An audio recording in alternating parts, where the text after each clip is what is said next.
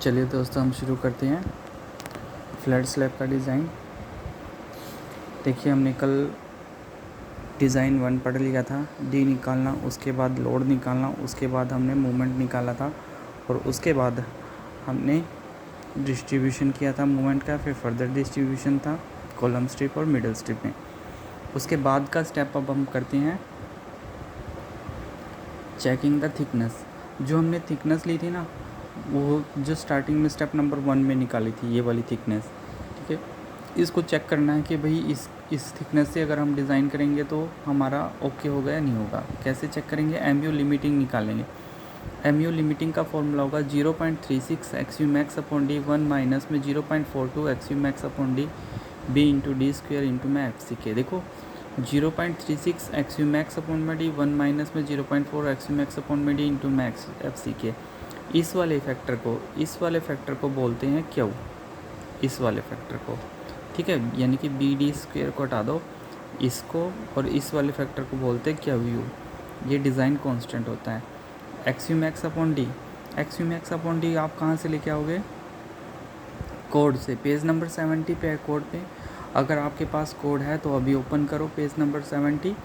Page number 70 पे जैसे ही आप ओपन करोगे तो लेफ़्ट साइड में बॉटम पे ही आपको एक्स मैक्स अपॉन डी मिल जाएगा। ये डिपेंड करता है ग्रेड ऑफ स्टील पे, ठीक है। तो जैसे x grade of steel FE 415 given है, तो एक्स मैक्स अपॉन डी की वैल्यू 0.48, ठीक है। 500 गिवन है 0.46, ठीक है। तो ऐसे ही एक्स मैक्स अपॉन डी की वैल्यू गिवन मिलेगी। सिंपल है, देखना, इधर लिखा रहेगा एक्स मैक्स अपॉन डी और इधर लिखा रहेगा ग्रेड ऑफ स्टील, ठीक है। तो बिल्कुल सिंपल है, उस ग्रेड ऑफ स्टील की वैल्यू लिखी मिलेगी और एक्स मैक्स अपॉन डी की वैल्यू मिलेगी, ठीक है। अब एम यू लिमिटिंग निकल गया यहाँ से। एक्स मैक्स अपॉन डी आपने कोड से निकाल लिया, ठीक है। बी आपको पता ही है, डी आपको पता ही है, वैल्यू पुट कर दो। एफ सी के आपको पता ही है, एफ सी के क्या होता है? ग्रेड ऑफ कंक्रीट पे डिपेंड करता है। अगर M20 का ग्रेड है तो एफ सी के की वैल्यू कितनी होगी? 20। अगर M25 का ग्रेड है तो एफ सी के की वैल्यू कितनी होगी? 25। M30 का ग्रेड है तो एफ सी के की वैल्यू कितनी होगी? 30। Now m u limiting greater than m u, then thickness जो आपने प्रोवाइड की है, यानी कि जो पहले वाली थिकनेस जो आपकी है वो ओके है, सेटिस्फैक्ट्री है, सेटिस्फैक्ट्री रिजल्ट देगी। ये डी रिक्वायर्ड, अगर ये देखो ये ओके नहीं आता तो फिर हम डी रिक्वायर्ड ऐसे निकाल लेंगे क्यू ओपन भी करके, ठीक है। नेक्स्ट क्यू यू मैंने बता ही दिया था। क्यू यू किसको बोलते हैं? इस वाले फैक्टर को क्यू यू बोलते हैं। वैल्यू पुट कर देना, आपका आंसर आ जाएगा। एमओ आप निकाल ही चुके हो, ठीक है। अभी हम न्यूमेरिकल भी करेंगे, ठीक, इसके ऊपर, तब आपको अच्छे से समझ में आ जाएगा। इसके बाद नेक्स्ट है चेक फॉर शेयर। अब हम क्या करना है? चेक फॉर शेयर करना है। चेक फॉर शेयर में क्या करेंगे? सबसे पहले to calculate nominal share stress, nominal share stress निकालेंगे, that is V upon 4 B1 D1, ठीक है। V upon 4 B1 D। D आपको पता ही है, डी हमने पहले स्टेप में ही निकाल लिया था, ठीक है। B1 क्या हो गया? B1 क्या है? देखो, ये हमारा कॉलम है, तो कॉलम के चारों तरफ, यानी कि D/2 इधर और D/2 ऊपर और D/2 इधर और D/2 इधर, यानी कि चारों तरफ क्या होगा? शेयर डेवलप होगा। यानी कि कॉलम के बिल्कुल एंड पे कितनी डिस्टेंस पे D/2 इधर, D/2 इधर, D/2 इधर, D/2 इधर क्या डेवलप होगा? शेयर डेवलप होगा, ठीक है। तो अब हमें निकालना है कि कितने एरिया में, कितने इफेक्टेड एरिया में शेयर डेवलप होगा। That is V is equal to W आप लोगों को पता ही है, इंटू में टोटल लेंथ L1 इंटू में L2, L2 आपको गिवन होगी, ठीक है। माइनस में क्या माइनस कर देंगे? ये वाला, दैट इज़ माइनस में W इंटू में B1 इंटू में D1, ठीक है।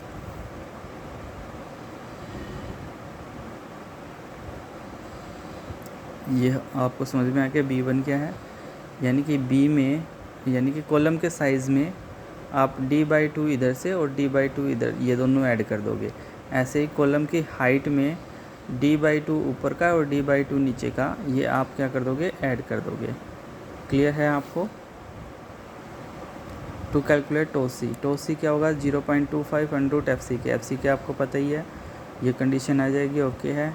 अगर ये आ जाएगी तो शियर रेनफोर्समेंट, ये आपने शियर के डिज़ाइन में किया भी था, ठीक है। तो इसके लिए फिर अगर ये कंडीशन आ जाएगी तो आपको ना डेप्थ निकालनी पड़ेगी जो शियर को रजिस्ट कर सके, ठीक है। इसके लिए नेक्स्ट स्टेप्स है step number 6 to calculate reinforcement निकालना for column strip for middle strip.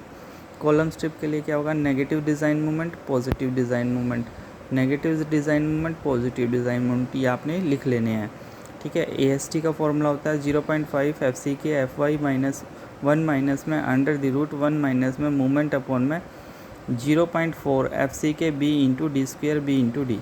देखो FC के आपको पता है ग्रेड ऑफ कंक्रीट पे डिपेंड करता है।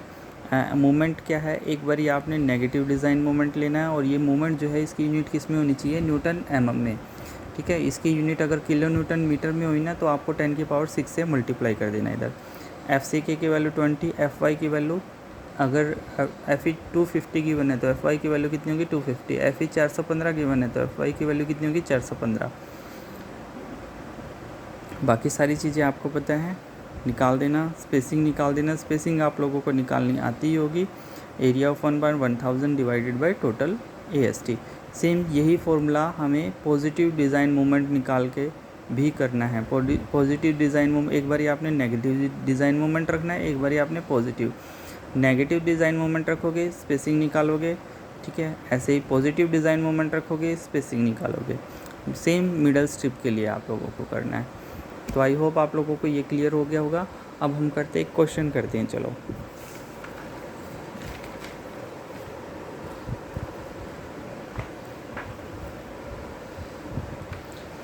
क्वेश्चन है हमारे पास,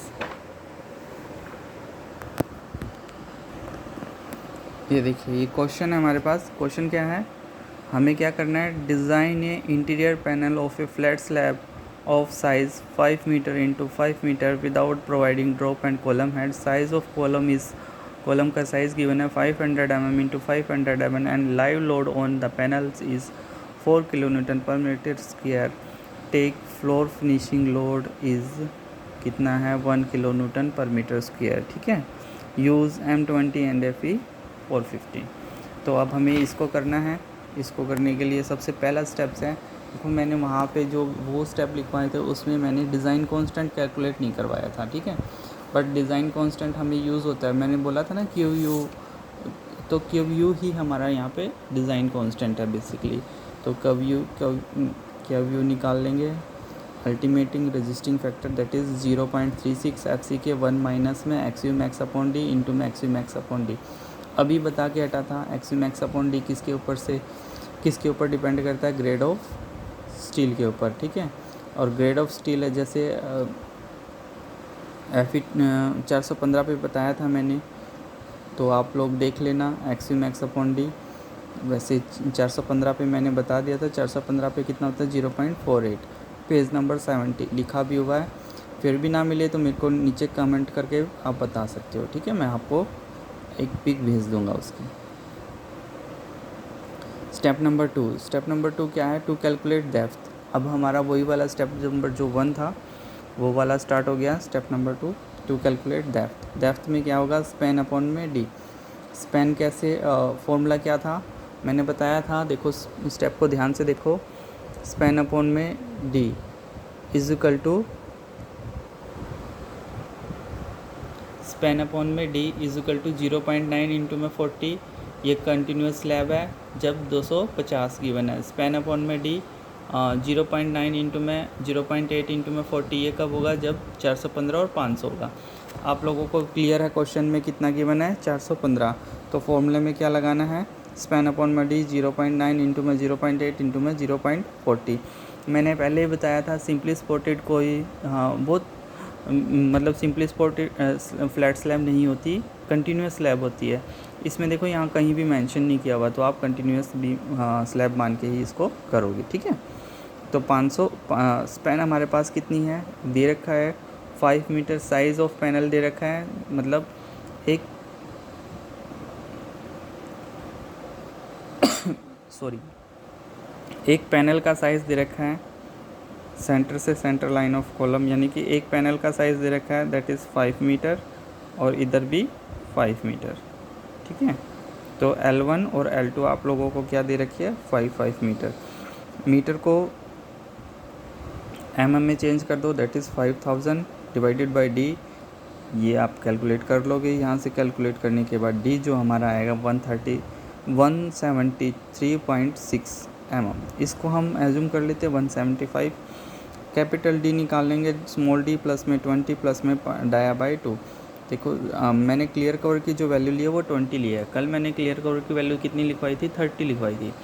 आप 30 ले लो, ठीक है, या 20 ले लो, आपकी मर्ज़ी है। मैंने कैलकुलेशन थोड़ा सा इजी हो जाए मेरी, इसलिए मैंने 20 ले लिया, ठीक है। बट आप 30 ले रहे हो देन इट इज़ ओके।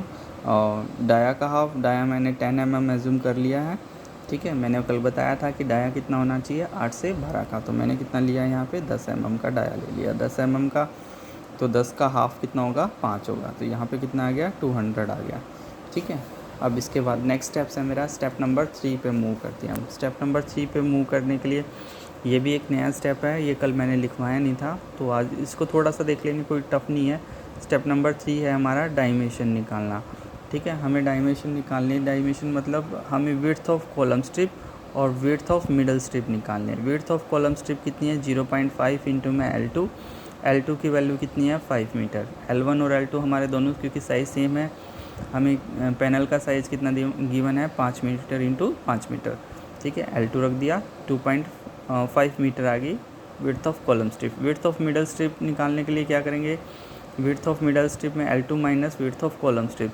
आपको मैंने उस दिन भी बताया था मिडल स्ट्रिप और कॉलम स्ट्रिप ये क्या होती हैं। देखो सपोज करो ये है, तो ये सेंटर लाइन ऑफ कॉलम है, 0.25 इधर से, 0.25 इधर से, 0.25 इधर से, 0.25 L2 इधर से, तो ये वाली जो होती हैं ये हमारी क्या होती है, मिडल स्ट्रिप होती है। अब देखो ये हाफ कॉलम स्ट्रिप ये है और हाफ कॉलम स्ट्रिप ये है, यानी कि 0.25 L2 और 0.25 L2 कितना हो गया, 0.5 L2, ठीक है। यानी कि एक कॉलम स्ट्रिप हम माइनस कर देंगे, ठीक है। तो ये विड्थ ऑफ क्या आ जाएगी, मिडल स्ट्रिप आ जाएगी। स्टेप नंबर 4, अब हमारा वही स्टेप जो हमने कल पढ़ा था, step number 2 to calculate load, ठीक है। तो हमने सेम यही निकालना है, to calculate load. Self weight of slab, self weight of slab का फॉर्मूला आप देख सकते हो ऊपर क्या है, B इंटू डी इंटू 25। तो अब हमने पुट कर दिया B into D into 25, B 1 हो गया। D की वैल्यू हमारी 200 mm आई थी, उसको जो ये 200 mm आई थी, इसको mm को मीटर में करेंगे तो इसको 1000 से डिवाइड कर देंगे। जब इसको 1000 से डिवाइड करेंगे तो हमारे पास कितना आ जाएगा, 0.225। लाइव लोड गिवन है 4 किलो न्यूटन, कहाँ गिवन है, क्वेश्चन में गिवन है, ठीक है। और फ्लोर फिनिशिंग लोड कितना है, 1 किलो न्यूटन पर मीटर स्क्वायर। तो टोटल लोड कितना हो गया, इन तीनों को ऐड कर देंगे, तीनों को, यानी कि 5 4 1, तीनों को ऐड कर दिया 10। WU निकाल दिया 1.5 इंटू में W, ये आप सिंपल है, ये आप कर लोगे कैलकुलेशन, कोई दिक्कत नहीं है। सबसे पहले एक छोटी सी राय और दूंगा मैं आपको, आप गिवन लिख लेना, गिवन क्या क्या है।